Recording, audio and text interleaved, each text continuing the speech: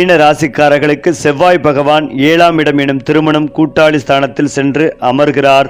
செவ்வாய் உங்களுக்கு 2 குடியவர், தனம் குடும்பம் வாக்குஸ்தானத்தின் அதிபதி, உங்களுக்கு 9 குடியவர், பாக்கியத்தை தரக்கூடியவர். தற்போது 7ஆம் இடத்தில் அமர்ந்து உங்களுக்கு பாக்கியத்தை கொடுக்கப் போகிறார். இதுவரை சந்தித்து வந்த குழப்பங்கள், பிரச்சனைகள், பணம் சார்ந்த பிரச்சனைகள் அனைத்தும் பரிபூர்ணமாகவே நீங்க போகிறது. இந்த செவ்வாய் பயிற்சி காரணமாக கணவன் மனைவிக்கு வருமானம் கிடைக்கும், புதிய வேலை வாய்ப்புகள், பணவரவு உண்டாகும். செவ்வாய் ராசியை பார்ப்பதால் பணவரவு பாக்கியம் உண்டாகும். ஆனால் ராசியிலேயே சனி அமர்ந்திருப்பதால் எரிச்சல் ஏற்படும், கோபம், ஆக்ரோஷம் மிகவும் அதிகமாக ஏற்படும். முடிவுகளை எடுக்கும் போது மிகவும் கவனமாக இருக்க வேண்டும். ஜென்ம சனியும் இருப்பதால் மனசங்கடம் வருவதற்கான வாய்ப்புள்ளதால் கோபத்தை தவிர்ப்பது நல்லது. சிறிய விஷயங்கள் கூட பெரிதாகும் வாய்ப்புள்ளது. வேலை, குடும்பம், உறவு, நண்பர், காதல் விஷயங்களில் கோபத்தை தவிர்க்க வேண்டும். பொருளாதாரத்தில் நல்ல முன்னேற்றம் ஏற்படும். 2ஆம் அதிபதி 7ஆம் இடத்தில் வந்து ராசியை பார்ப்பதால் பணவரவுக்கு பஞ்சம் இருக்காது. பணத்தை கையாளும் போது கவனம் தேவை. அதீத செலவுகள் வருவதற்கான வாய்ப்புகளும் உள்ளது. கணக்கு வழக்கு தொடர்பான விஷயங்களில் கவனமாக இருப்பது நல்லது. பாக்கியாதிபதி தனக்கு 11ஆவது இடத்தில் அமர்வதால் பாக்கியம் சார்ந்த விஷயங்களில் நன்மைகள், ஊர் மாற்றம், உத்தியோக மாற்றம், இடமாற்றம் போன்ற நல்ல மாற்றங்கள் ஏற்படும். அவசரப்பட்டு வேலையை விடாமல் இருப்பது நல்லது. எங்கு சென்றாலும் உங்களுக்கு திருப்தி இல்லாத நிலை ஏற்படும். மனம் சஞ்சலப்படுவதற்கான வாய்ப்புகளும் உள்ளது. பொதுவாகவே மீன ராசிக்காரர்களுக்கு இந்த மாதம் முழுவதும் சூரியன் உங்களை நேருக்கு நேராக பார்த்து அமர்ந்திருக்கிறார். ஆரோக்கியத்தில் அக்கறை செலுத்துவது நல்லது. அவசர முடிவுகளை எடுப்பதை தவிர்ப்பதும் நல்லது. முன்கோபத்தை தவிர்க்க வேண்டும். சுக்கிரன் பலமாக இருப்பதால் கணவன் மனைவிக்கிடையே ஈகோ ஏற்படுவதற்கான வாய்ப்புகள் உள்ளது. கணவன் மனைவியை விட்டு கொடுத்து செல்வது நல்லது. அதேபோல் சுக்கிரன் சாதகமாக வருகிறார். அதன் பிறகுதான் குடும்பத்தில் நிம்மதி வர இருக்கும். குறிப்பாக செவ்வாய் 8ஆம் இடத்தில் அமர்ந்திருப்பதால் சிறு சிறு விபத்துகள், பணம் கொடுத்து ஏமாறும் வாய்ப்புகள் உள்ளது. இரவு நேர பயணங்களை தவிர்ப்பது நல்லது. வீடு, மனை, சொத்துக்கள் வாங்கும் போது தாய் பத்திரத்தை சரியாக பார்த்து கொண்டு வாங்குவது நல்லது. சகோதரர்களால் வீண் செலவுகள், அலைச்சல்கள், சிறிய சிறிய பழிகள் வருவதற்கான வாய்ப்புகள் உள்ளது. உங்கள் ராசியில் கேது அமர்ந்திருப்பதால் வெற்றிகள் கிடைக்கும். 6ஆம் இடத்தில் கேது இருப்பதால் அனைத்து விதமான சௌபாக்கியங்களும் உங்களுக்கு கிடைக்கப் போகிறது. மேலும் வழக்குகள் உங்களுக்கு சாதகமாக முடியும். பிள்ளைகளின் ஆரோக்கியத்தில் அக்கறையாக இருப்பது நல்லது. பிள்ளைகளால் சிறு சிறு மருத்துவ செலவுகள் ஏற்படும். புதன் உங்களுக்கு ஆதரவாக இருப்பதால் தாய் வழி உறவினர்கள் உங்களுக்கு ஏதேனும் ஒரு வகையில் உதவிகரமாக இருப்பார்கள்.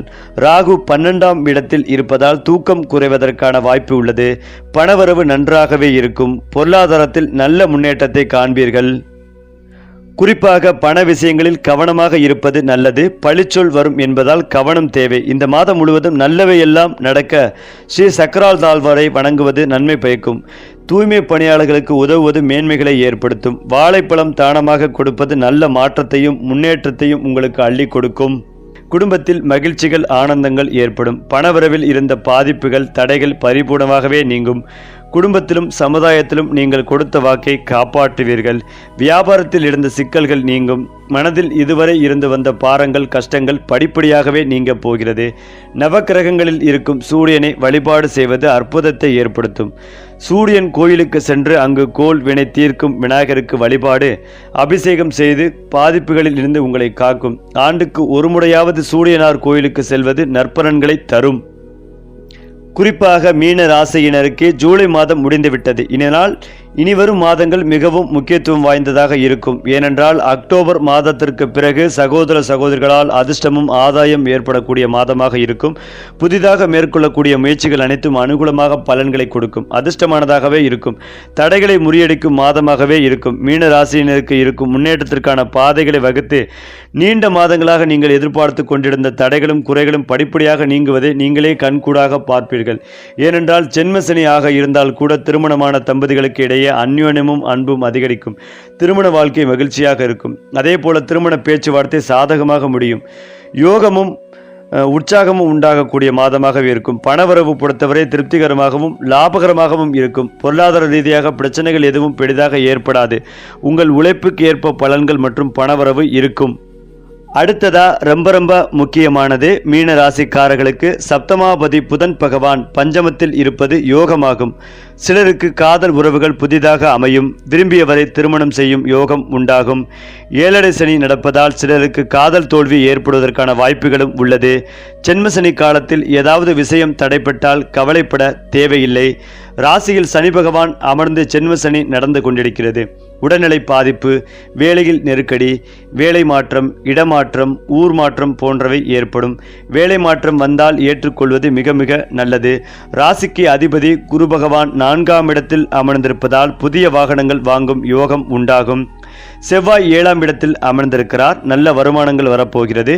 ஆனால் கணவன் மனைவிக்கிடையே கருத்து வேறுபாடுகள் வருவதற்கான வாய்ப்புகளும் உள்ளது.